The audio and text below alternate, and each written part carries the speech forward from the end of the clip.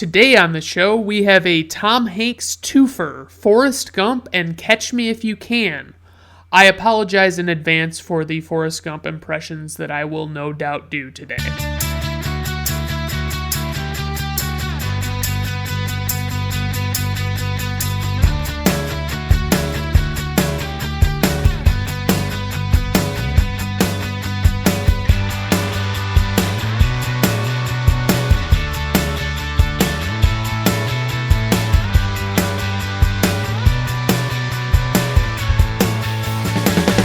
Alright everyone, welcome to Brandon at Random Reviews. I am your host, Brandon Griffiths. Thank you for tuning in, I do appreciate it. Today's show, as I mentioned, we've got a couple of movies as always to talk about, but I did want to talk a little bit about, first and foremost, my bizarre teenage style interior decorating tastes in my house. I mean, I own a house and I've decorated it, but I've decorated it in a way that you might decorate, when you were in high school and you only had your bedroom to decorate, and so you just plaster the walls with movie posters and music posters and things like that. It's not a cool look, and, luckily I don't bring many chicks home, so they don't judge me too much for it, but, it is what it is. I try and I've got a lot hanging up. I've got obviously a lot of Batman stuff. Obviously that trumps all. And I've got some movie posters and some, varying sizes. Most of them are 24 by 36, but some of them are like 11 by 17. Some of them are even smaller than that. And it just varies, and there's all sorts of different things that I like to, and my biggest problem is I always want more, and realistically, I shouldn't get any more. I don't have any room to put any more of these posters up, but I somehow just managed to keep buying these posters. So I've got a Taylor Swift one, and I'm thinking putting that in my bedroom is probably not the best option, on the very slim chance that I actually do bring a woman home one of these nights. It's probably not a good look to have Tay-Tay just staring down and judging, I have a lot of collectibles, not just posters. I have Funko Pop bobblehead things, and I've got a number of other, replicas and action figure type style Hot Wheels, all sorts of different stuff. And I really do need to revamp, but I don't really want to I want to convert one room into a room that is entirely that stuff, and then the rest of it can just be by itself, I can have like a tastefully decorated house or something. I don't know. It's tough to say, where I want to head with stuff, because I really don't want to spend a whole lot more money to dress up my house, and I don't want the walls to be bare, so maybe if I just dialed down how much I'm putting posters up and putting things, I have the posters framed and everything, it's not quite the same.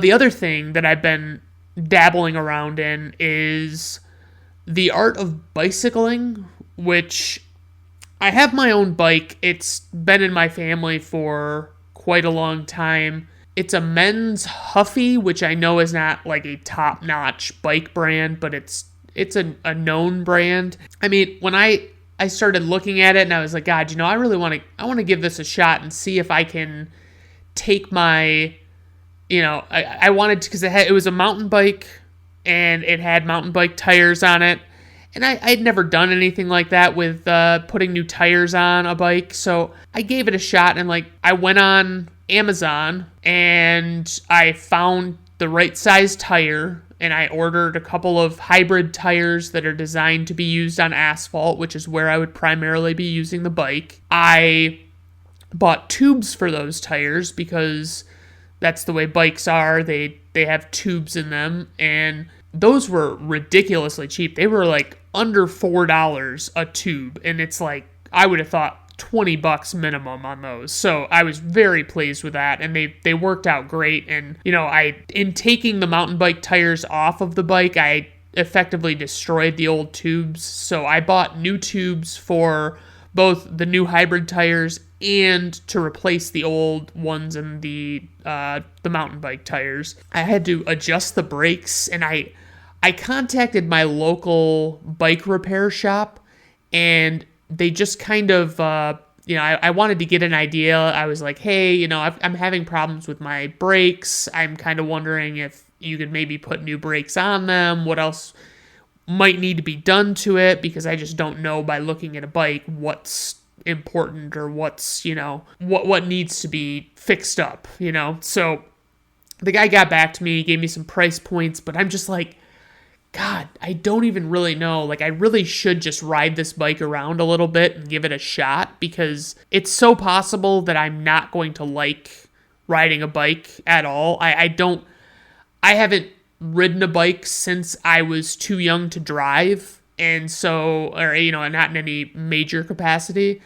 And it's like, I just look at it and I'm like, I don't want to be one of those people out on the road, I mean, if you're a bicyclist, you know what I'm talking about, because even if you're not this kind of person on a bicycle, a lot of bicyclists don't think it's their job to, they'll ride on the road, which they're supposed to do. They're not supposed to ride on the sidewalk, and they will not stop at stop signs. They will not obey the laws of the road. I've watched them drive through stop lights. I've watched them, make lane changes or, do things that they have no business doing. And I think the hardest part is, like, there are the bicyclists that want to be out on the big roads, and nobody that's on a bicycle, in my opinion, has any business being on a highway. I think you should only be on smaller streets and stuff, or, country back roads and stuff. It's not a good look, and it makes me lose a lot of respect for those that do bike, because they don't have, a lot of them don't have an ounce of respect for the road. So it's like, I get really fucking tired of it. And because I don't know if I want to get into the biking 100%. I don't know if I want to buy a bike rack or if I want to just leave it. I don't know if I want to invest any of this money in actually, start dicking around with this, because it's just going to be a money pit. And it's like, am I really going to use it as much as I think I will? Because, I mean, maybe if I got my bike fixed, it'd be in better shape. But I think in reality, I need to buy a new bike, which is fine, but I need to know if that's actually a good investment or not. And I'm going to have to give my current bike more of a chance and just find out, hey, is it really all it's cracked up to be? Now, today's movies, I do hold near and dear, okay? I love these films, and I mean, spoiler alert, I really enjoy these movies. I can't get enough of them. Anytime I watch them, I'm captivated by them. I can't look away, and I cannot wait to talk about them. I'm hoping I don't ramble on at too much length and run out of time, but, I'm going to see what I have to do, because honestly, if my time runs a little long, there's nothing that limits me, because I usually try to stick to an hour or less, but it's like, my Dark Knight trilogy one was just over, it's like hour and 10 minutes or something. And by the way, my sister just called me to chastise me for not knowing the backstory about why Taylor Swift is re-recording her albums, which I found funny, because I had no idea. I don't, maybe it's like I don't pay enough attention or something, but, it's basically like I was talking with all the other bands that re-record their songs. It was like, she's doing this so that she has the rights to her songs and the record labels don't. And I get that. So it's like, I'm going to probably have to gravitate towards her versions just to support Taylor Swift more than the big record companies. But, but my sister was giving me so much shit, and it was like, yeah, I guess I didn't really realize that I have a bad habit of throwing out little tidbits to chat about that I don't actually research, because it's just me chatting about them. I didn't look up the history of the bicycle before I started talking about it today. I just talked about it because it sounded good and, it was something that was on my mind and I had been wondering about. But our first movie today is the one and only Forrest Gump, released on July 6th, 1994. It is directed by the one and only Robert Zemeckis, and I'm going to stop saying the one and only because it's going to get bad if I keep doing that. Yeah, some movies you definitely have heard of by Robert Zemeckis would include the Back to the Future movies, Contact with Jodie Foster, Castaway, also with Tom Hanks, Romancing the Stone with Michael Douglas, Who Framed Roger Rabbit, and one movie I want to see, or I'm vaguely interested in seeing, which is called Flight with Denzel Washington. It's one of these movies that I've always seen on filmographies and stuff like that, and I've never heard anybody talk about it. I've never heard somebody say, oh, you got to see this Flight movie. It's so great.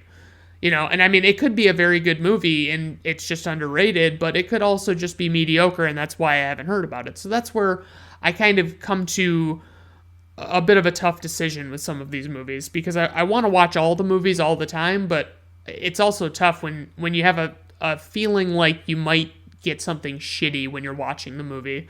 This movie was written, basically adapted for the screen from a novel by Winston Groom, a 1986 novel to be specific. The screenwriter was Eric Roth, and he has been on a lot of stuff, but he did Dune, which would be an adapted screenplay, Extremely Loud and Incredibly Close, Curious Case of Benjamin Button, The Insider, Ali, The Good Shepherd, Munich, which I was not as big of a fan of, and A Star is Born. And I like the music in that one, but I didn't really care for the movie quite as much. But most of those ones that I listed, they are adapted screenplays, or they are remakes, or, something where... So I don't know how good, what chops he has as a writer.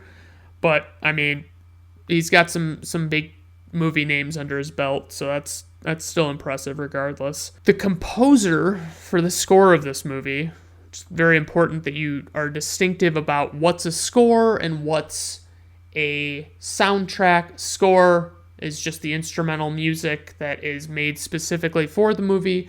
The soundtrack features regular pop-type songs that are not necessarily made for the movie, and they have vocals usually. So some of Alan Silvestri's, he's the composer on this movie, and he has done multiple Marvel movies.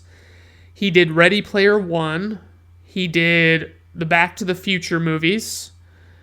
Who Framed Roger Rabbit? A movie that is not so bad it's good. It's so bad it's bad. It's a legitimately terrible movie. It's called Mac and Me, and it's like a movie produced by McDonald's, if I'm not mistaken. And it is terrible, and it's kind of hilarious.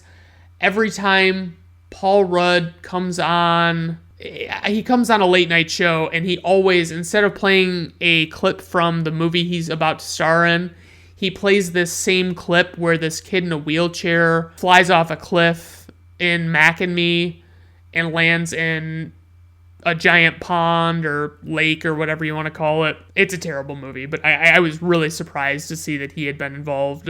Alan Silvestri actually put his name on that, but it was very early in his career, so I guess that's probably why. He also did Predator, which I talked about was a good score, but it was of its time. It didn't really, it just felt dated. Then we move on to the cast of this movie. And honestly, the cast is not that stacked, It's not like you just keep seeing one name after another that is a person you've heard of 100% or anything. There's 3 or 4 people that I've seen in other things, and then the rest of them are pretty much not popular people. First and foremost is Tom Hanks, the lead. He plays the title character of Forrest Gump. He is in so many movies. He's in the other one I'm going to be talking about today called Catch Me If You Can. He's actually more of a supporting role in that movie. He's in Saving Private Ryan. He's the lead in that. Toy Story, Sully, Philadelphia, Road to Perdition, Castaway, The Green Mile, Apollo 13, Big, and those are like my favorites of Tom Hanks, but he's obviously in a bunch of others. I mean, he's in the Da Vinci Code movies, which I was never super crazy about, never really got into the books. Don't really, I don't really have a huge fanship for those. He was also in a movie called Larry Crown, which I had to stop watching after like 5 minutes. And actually, a girl I used to date who is married with a child now, but I asked her about that movie, Larry Crown, because she is a huge Tom Hanks fan, and she has, watched every Tom Hanks movie, and she just loves him. She said she went to see Larry Crown on her birthday, and she could not have been more disappointed by that movie. It was that bad. Some to see. I do want to see The Post, which looks like it could be really good with Tom Hanks. And I've seen Bridge of Spies, but I'd like to rewatch it because I don't know if I gave it a fair shake the first time through. Also featured in this movie, Gary Sinise, who plays Lieutenant Dan. I most specifically remember him from... He was actually in CSI New York, the TV show. Oh, and he was in Apollo 13. That was another big one. But most of the other ones that he was in, I don't remember him from, or, I've never seen or whatever. Robin Wright, also known as Robin Wright Penn, plays the character of Jenny. And she is great in The Princess Bride. She is literally the Princess Bride. She's in the Wonder Woman movies and all of the connected DC films for that set of movies. She's in The Girl with the Dragon Tattoo, the American one, with Rooney Mara and Daniel Craig. She was in Unbreakable, which I've covered on this podcast. She was pretty good in that. Kind of a bit part, but still good. One movie I keep seeing pop up for different reasons is called Beowulf, and I remember the story Beowulf from, I think it was like British literature in high school, Brit Lit, and it was like, I don't remember the book being anything to write home about, but this Beowulf movie it's like an all computer animated movie, but it's made to look a lot more real than early computer animated movies, so it's like the characters actually look like real people. Also in this film, Forrest Gump, is Sally Field, who plays Forrest Gump's mother, Mrs. Gump. I know her most specifically from Smokey and the Bandit, which I love. 5 stars, 100%. Steel Magnolias, my mom and sister liked the movie growing up. It's got Julia Roberts in it, and it's kind of a chick flick, but whatever.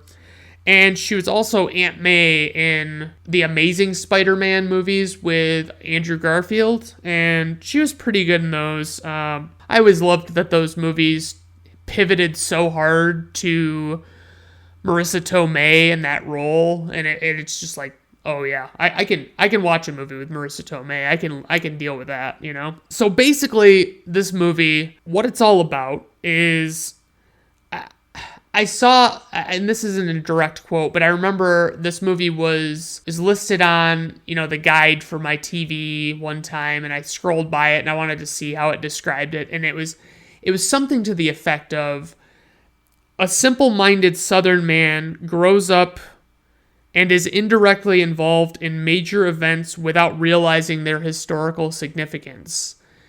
And I thought I'm like, that's kind of good. It doesn't really capture like half of the movie, but it's pretty decent, and it's funny because, in this movie, there's like a cyclical thing going on. There's a lot of stuff where it's like, it repeats itself a little bit, but not to an absurd degree or anything. It's just, it happens, and they even kind of do a little in reference to it during the movie where he's like, and I did this again, and it's like, it's funny, you know what I mean? My uncle, who I talked to about this movie, and he said he had never seen the movie, and I was like, what the fuck do you mean you haven't seen Forrest Gump? Like, everybody's seen fucking Forrest Gump. Get the fuck out of here. And he was like, well, I was talking to a gal at work, and she said basically just one thing happens, and then it just it just keeps happening again, and then and there's nothing really that great about it. And I was like, what? What an oversimplification load of shit that was, Like, I don't know. I mean, it just bugged me that was how they marketed this movie to him, and he believed them, so it was like he'd never watched it, and I was like, okay, that's fine. Forrest Gump's, to get a little more into the plot than that synopsis I read, when he's a little kid, Forrest is living with his mother, who runs this boarding house in a fictional town called Greenbow, Alabama. He meets a girl on the bus who is the only one that'll let him sit next to her, and her name is Jenny, and he has like braces on his legs, which I've never seen in real life, but I don't know if that's more of a dated thing. If maybe now, if a kid were born with similar condition because he had like a curved spine or something, maybe they would do something differently to accommodate that or to rectify that, and they wouldn't put braces on his legs. But I honestly don't know. He meets a lot of celebrities in this movie. He meets the president. He goes on to be, he figures out that he can actually run despite those leg braces. Like, he sheds those pretty quickly. Sorry to give it away, but I'm assuming you've already fucking seen this movie. He goes on, he goes to play college as, he's a football player in college. And then once he graduates college, he joins the army. Once he's done with the army, he goes and he plays ping pong. It's a very, it's a game that he's exceptionally good at, and he ends up competing with, like, the Chinese in ping pong, and it's just crazy. And then he goes on to, have his shrimping business, and he does his giant cross-country running stint for multiple years. I mean, there's so much interesting shit in this movie. I can't even really describe it. It's like, it's so compelling the way that they'll do these different things, the way they do things, and I'll get into it in a minute. Like, one of my notes is, this movie is the fucking best, and sometimes I find it hard to just explain why a movie is so good. It's like, sometimes I feel like I shouldn't have to explain myself. I should just have to say it's good and leave it at that, but I'm going to do my best here. So, it's one of my all-time favorites. The performances, everybody in this movie, there is not a single actor in this movie who feels like they should have been upgraded. They should have had somebody better in their role. They all do an amazing job. It's cool, especially if you don't know much about history. It's a great way to get kind of a brief run-through of a lot of major historical events. But honestly, if you don't know much about history, you're probably not going to get a lot of what's going on. So it's like, I mean, there's that. But I would definitely say it's very cool. They do a lot of solid special effects in that arena. It's like they will insert Forrest Gump into footage from some time in history, and they will just have him be in that moment. And they'll digitally edit it and make it look right, and it's actually really cool. It doesn't look stupid or anything, it's like, holy shit, that's really fucking cool that they can do that. The cinematography is amazing. It's a very well shot movie.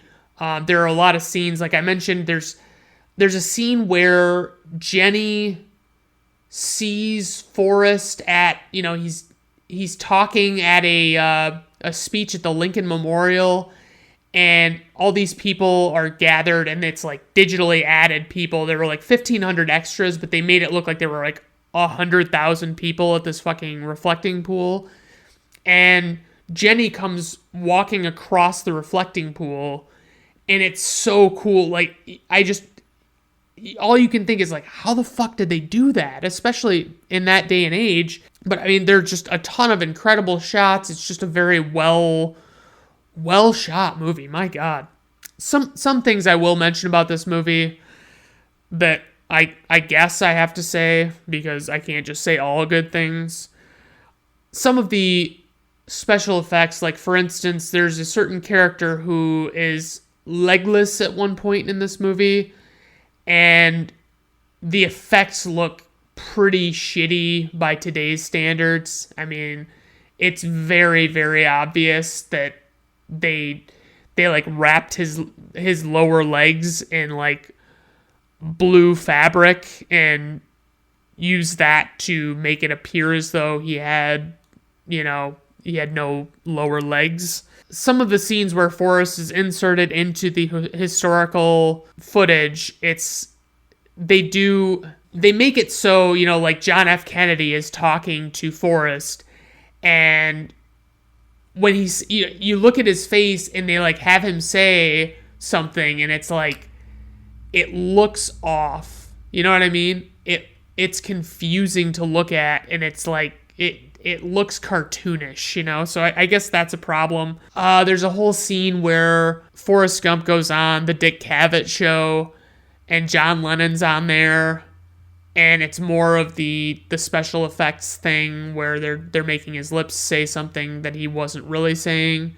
But basically, Forrest Gump supposedly is supposed to have served as inspiration for the song Imagine by John Lennon, which is, it's kind of dumb. I'll admit that. It's, But my other criticism of this movie is that sometimes I feel like maybe I can't love it as much as it deserves, because I only have so much love to give, and it needs so much more than what I can. So, I mean, one of my favorite quotes of a character named Ron Swanson that I reference a lot is he's talking about, these, how he doesn't like frou-frou symbolism, and he says, that's why my favorite book is Moby Dick. It's got no frou-frou symbolism. It's just a simple story about a man who hates an animal. And it's like, that's fucking hilarious. Like, okay. But I mean, so the theme of this movie, a lot of people have drawn the conclusion that it's kind of a commentary on what was going on in the world that was on center stage, and then what was going on behind the scenes, and the counterculture movement, and some of the less pleasant, unseemly things that were going on. And that basically, as Forrest is following he's in the Vietnam War, he's doing all of this stuff that is major front and center stuff for American history. And then you've got Jenny, who's like going to be a hippie. She's getting into drugs. She's befriending a lot of terrible people. She's just not, I mean, it's clearly not going well for her, and nothing works out very well for her. A lot of people think that it has a lot of these themes. I don't really give a shit. I mean, I if I watch a movie and it's good, I'll tell you it's good. I mean, I don't need to fully understand whatever symbolic things. It's like, make the movie pretty good on its own 2 feet, before you try and be symbolic and make things mean other things. Maybe I'm alone in that. Maybe I'm sounding stupid. I don't know. A little bit of factoids for you. There's in the novel that I talked about from 1986, the character of Forrest Gump, I mean, they did change a lot of the novel for when they adapted it for the screenplay. The novel also had Forrest Gump become an astronaut, became a professional wrestler, and he also was a chess player. And I mean, I could see, like, it already seems like a bit much with all the stuff he's doing in the movie. So it's like, if they would have tried to shoehorn in these multiple other things that they had him doing, it could have been bad. I mean, it could have been a really rough time. Although the film is set in Alabama mostly, I mean, other than, the war and, different on location type stuff.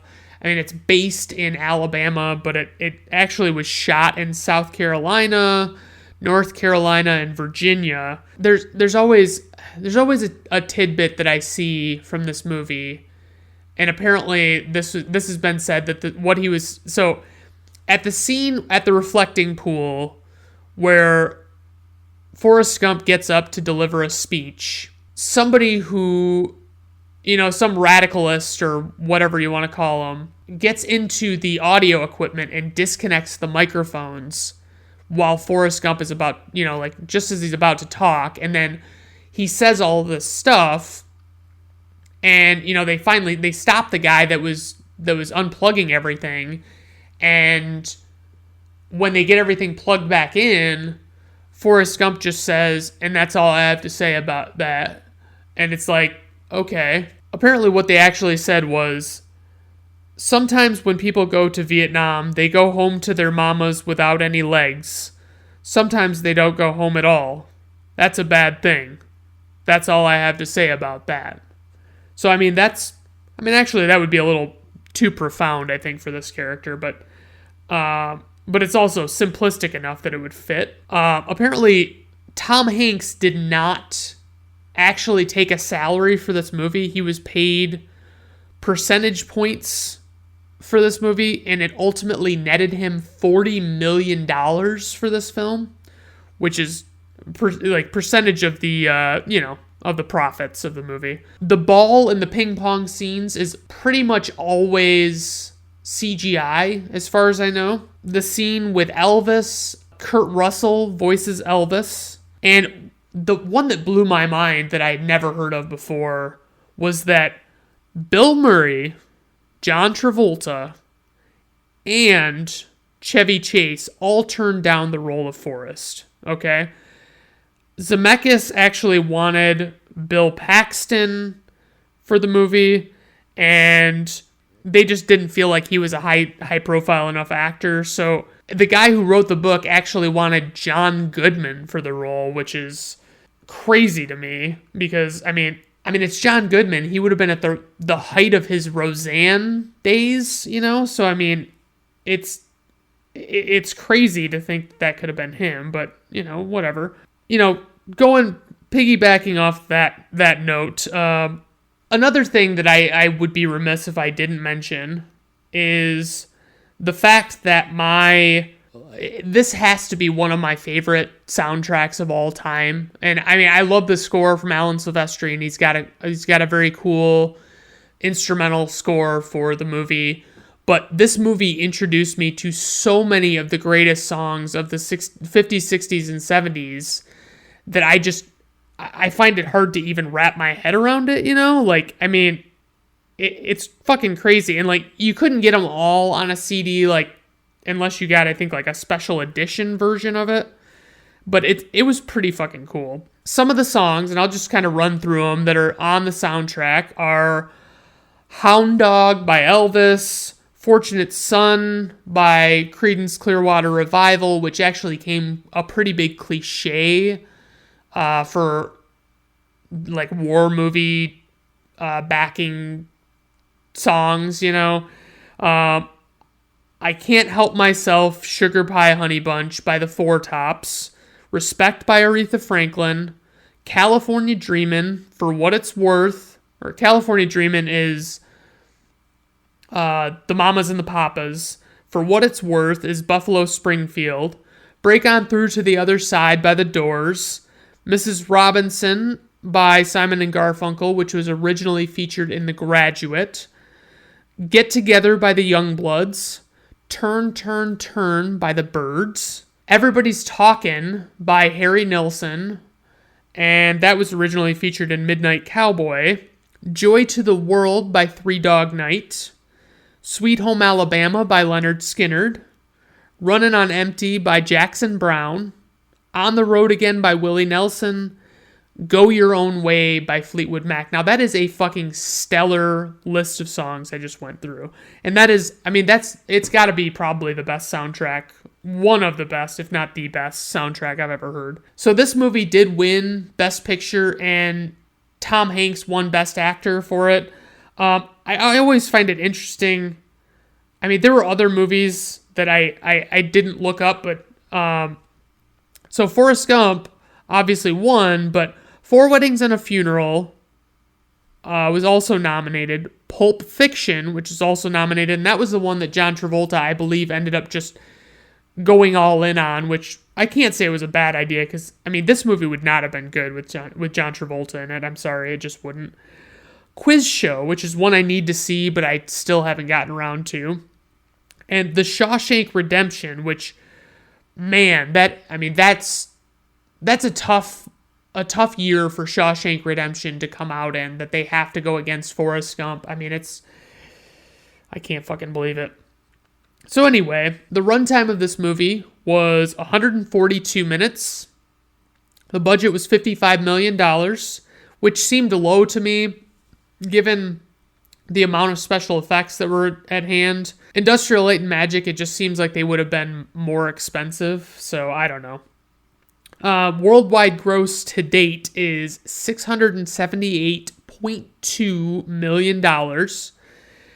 This film has an IMDb rating of 8.8, a critic's score on Rotten Tomatoes of 71%, which I added a nice little note about that. I said, eat shit. And then the audience score was 95%, which I get it, okay? My personal rating is going to be 5 out of 5 stars. I promise you that. It's such a great fucking film. I love it. It's one of my all-time favorites. If we took Batman out of the equation, it would definitely be top 5 without question. I just don't know. I never like to rank movies because I don't feel like you're comparing apples to apples with that. But it is what it is. For our next movie, we'll be talking about a little film called Catch Me If You Can. And it was released on December 25th, 2002, Christmas Day, in case you didn't know. It was directed by the one and only Steven Spielberg. It's the last time I'll say it. You know, I usually list off a few movies by the director of the movie.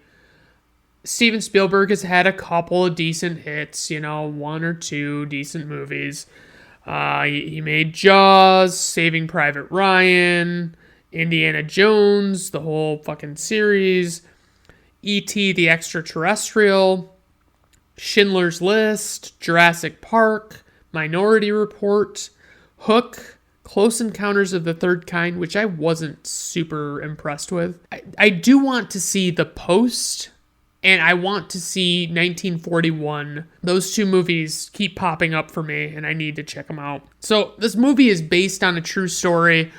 It's billed as being inspired by true events because there is quite a bit of diversion from the source material on this. You know, there's a lot of stuff in this story, you know, movie-wise that doesn't happen, or that I should say didn't happen in real life, you know. It's about a guy named Frank Abagnale Jr. It's a real guy who really conned people. You know, as I said, the movie was partially fictionized. I'll get into the plot a little more than that, but it's very cool. You know, he wrote this book, and, you know, there's been a whole lot of stuff that has gone on in the making of this movie because it has been on the docket for so long and been passed around. I can't believe it actually ended up good. For the composer of this film, I put John Williams. It is... the guy has so many scores, and I'll list those off, but, you know, at least the highlights.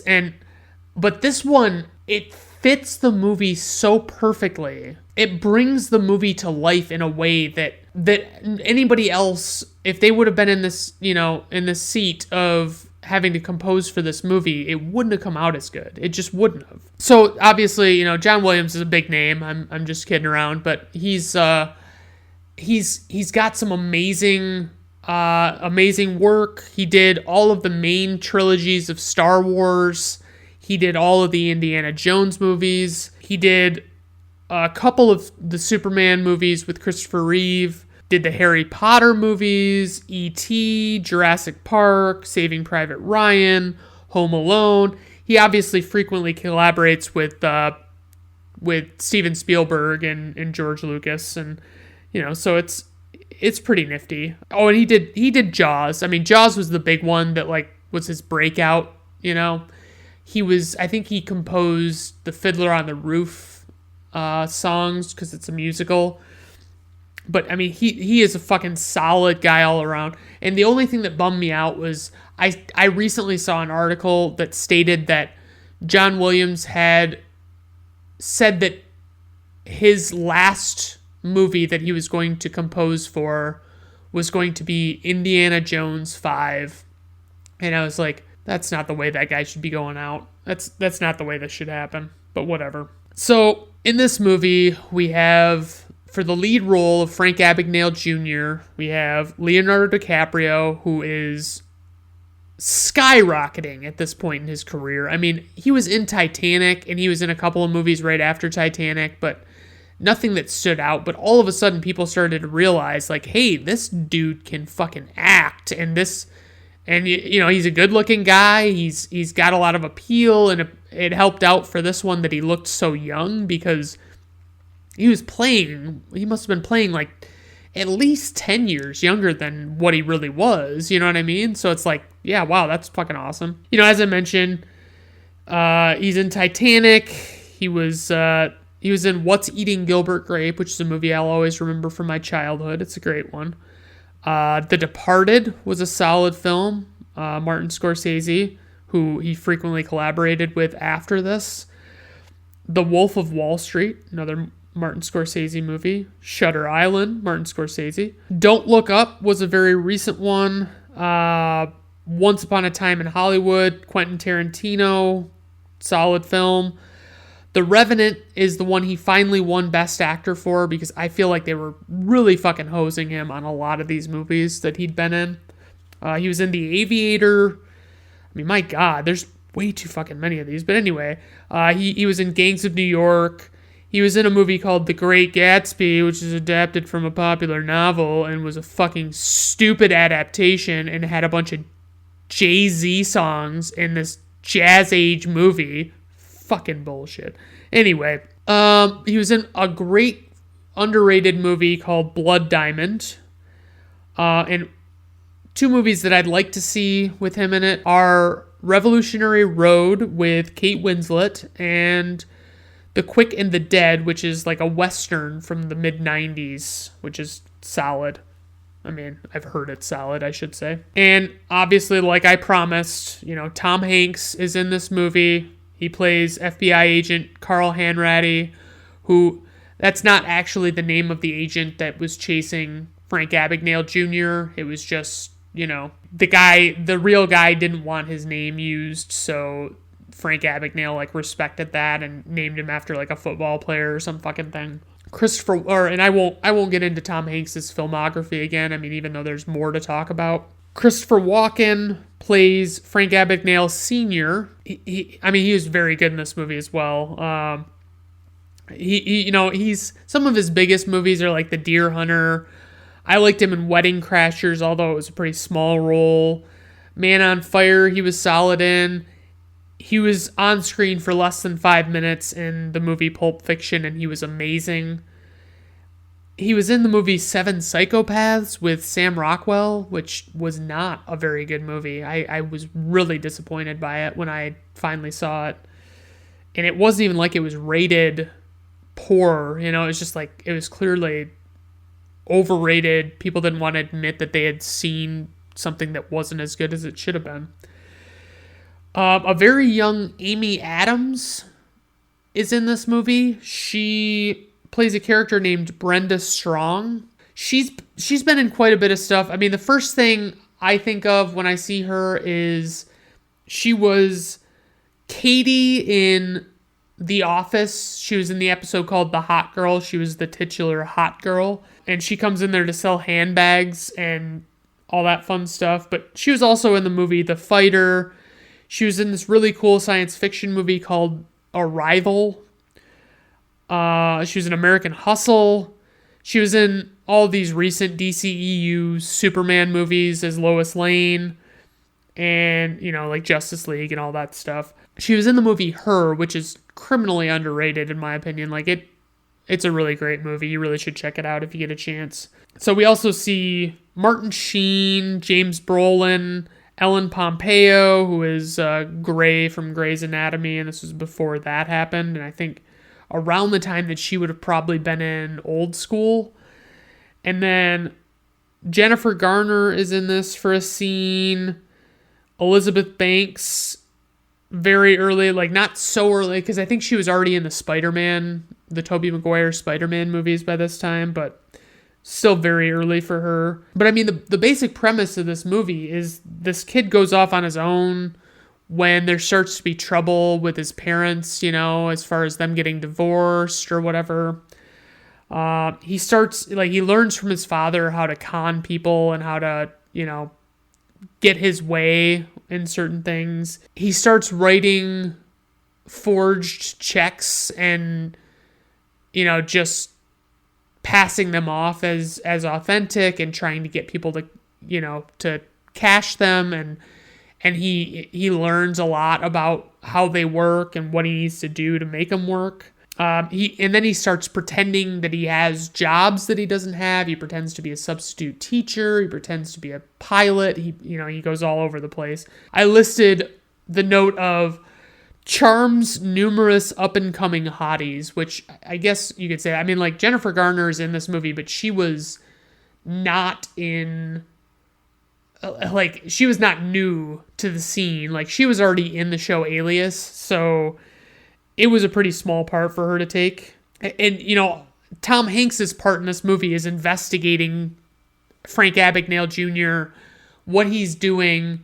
It's all of this fraud that they've never seen before in their life. You know what I mean? They're looking at it, they're like, how the fuck is he doing this, Leonardo DiCaprio's character, Frank Abagnale Jr., is frequently, he sees his dad multiple times in this movie, and his parents are clearly, like, not together anymore, and they're not getting back together, and he still has this childlike belief that they're gonna get back together, so he always talks about it to his dad, and it's really awkward.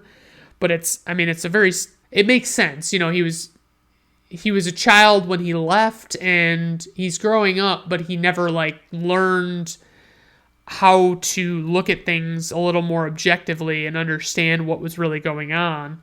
I mean, some of my favorite parts of this movie are just seeing his process and how he does these fake checks, and what different methods he used, and different ways that he got those checks made. Is very cool. I mean, throughout this movie, he also just charms the pants off so many people, literally, that it's like, I mean, and then he just regularly charms the people that he doesn't charm the pants off of. But I mean, he's so great. He does such a good job of being that guy that's that's sweet talking people. I would say that some of the cooler things of this, just to critically speaking, say the storytelling style, the way you're watching, basically you're watching older Frank Jr. as he's being apprehended or whatever, and then you're flashing back to young Frank Abagnale Jr., and it's very cool the way they do it. The cinematography is all very cool. There's a scene in particular that that stuck out to me when they're at an auction for a bank typewriter that is designed to make checks, and you're just sitting there looking at this crowd, and you don't see anybody in there that you recognize, a familiar face or anything, and you just see all of a sudden it's like it pans down just a little bit, and he raises his paddle to bid on the typewriter, and it's Frank Jr. sitting there, and it's a very cool shot. I really like the way they did it. So there are so many good people in this movie, and as you might expect, the performances stand out all across the board, and the score is as perfect as you might expect. My only criticism is that this movie could have been 2.5 minutes longer. Just why wasn't it 2.5 minutes longer? You know what I mean? A little bit of trivia here. Little factoids. David Fincher, Gore Verbinski, and Cameron Crowe were all considered or had actually signed on to direct and dropped off at one point. James Gandolfini was going to play Tom Hanks' part of Carl Hanratty. Ed Harris was going to play Frank Sr., which ultimately went to Christopher Walken. Chloe Sevigny was the original actress considered to play Brenda Strong, Amy Adams' part. So this film shot in 147 locations in the span of 52 days. Now, it wasn't clear if maybe 2 locations that were 50 yards apart from each other were considered 2 separate locations, and that's how that number, because that'd be really tough to accomplish. But even if you're bouncing all across town and then you're moving to another town and you're bouncing, and they said that basically the reason they were able to shoot in so many locations is because they kept planning for these shoots to take like 2 or 3 days, and they ended up taking like an afternoon, so that's pretty crazy. So the real Abagnale Jr. had little to no involvement in this movie, and it seemed like he didn't really want to. He didn't really want to provide input. He just trusted Steven Spielberg, but he ended up coming out later and pointing out a bunch of issues. He commented on the fact that he had brothers and sisters, and he, in the movie it was like he was portrayed as an only child, and his, when he left home that one time, he never saw his father again, and throughout the movie he sees his father repeatedly, just stuff like that. DreamWorks did, as I mentioned, they labeled this inspired by a true story because a lot of flack had been given to the movies A Beautiful Mind and Hurricane, which were based on true stories, but they got a little liberal with what they talked about and what, how the story was told and stuff like that, and it wasn't actually what it needed to be. This one was 141 minutes long. Like I was saying, if it would have been 143, 144, man, this would have been perfect. I'm obviously joking. I really enjoyed this movie, and it didn't need to be any longer or any shorter. It was perfect just the way it was. The budget for this film, $52 million. Worldwide gross to date, $352.1 million. It had an IMDb rating of 8.1. The critics score on Rotten Tomatoes was 71%, and I say to that, fuck right off. The audience score on Rotten Tomatoes was 95%. Fantastic. My own personal rating of this movie is 5 out of 5 stars. I love it. I can't get enough of it. It's one of my all-time favorites. If you haven't seen it, give it a shot. Both of these movies are actually available right now on Netflix, so that kind of works out super well for you. If you've got Netflix, just hop on there, and if you haven't seen Forrest Gump, you've been living under a fucking rock your entire life, or you listen to people like my uncle explain movies to you poorly. But, Catch Me If You Can is one that I don't think got as much recognition in its day, and I remember I saw it in theaters. It's spectacular. It was a great fucking movie. It's just, there's only so many of these movies, guys. I can't recommend enough of them, and that's what I love, is that I can rewatch these movies and not, I can remember almost every aspect of them, but I still enjoy them. That's how good they are. So, stay tuned for more reviews. Thank you for tuning in. As always, I love each and every one of you individually, and I wish you all the best. Please let me know if there are movies that you would like to see me cover on this show. Have a good day. Thank you for your time.